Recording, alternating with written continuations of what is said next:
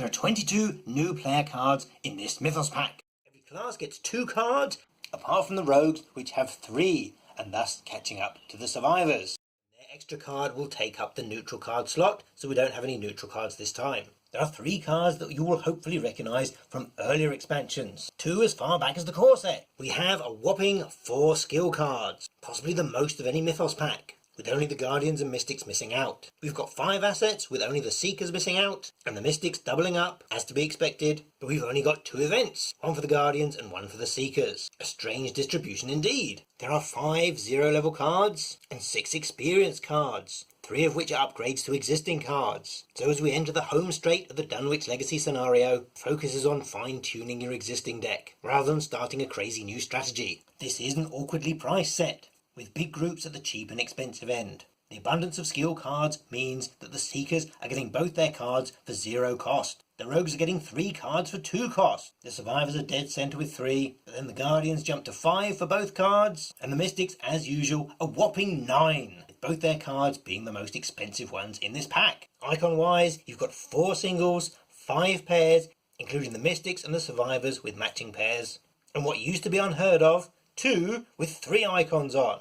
And while Daisy and Rex may not have a use for a pair of combat icons, 3 wilds, yes, 3 wilds, is definitely not to be sneezed at. And because we are ramping up for our endgame, there are wilds a go-go.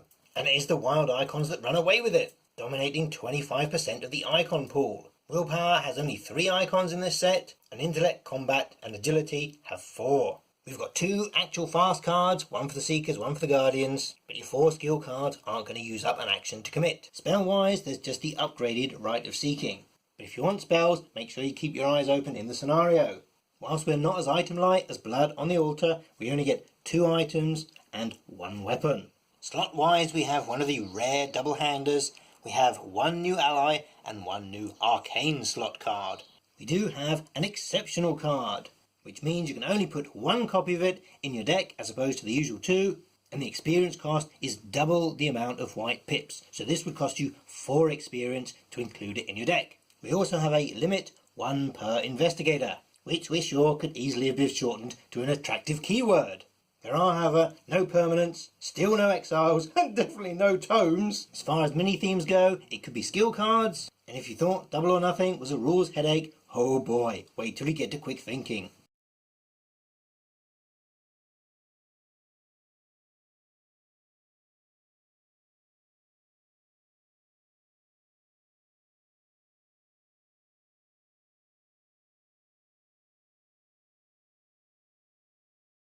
It's a face. You've got the 2 eyes and the smiley mouth. It's a face.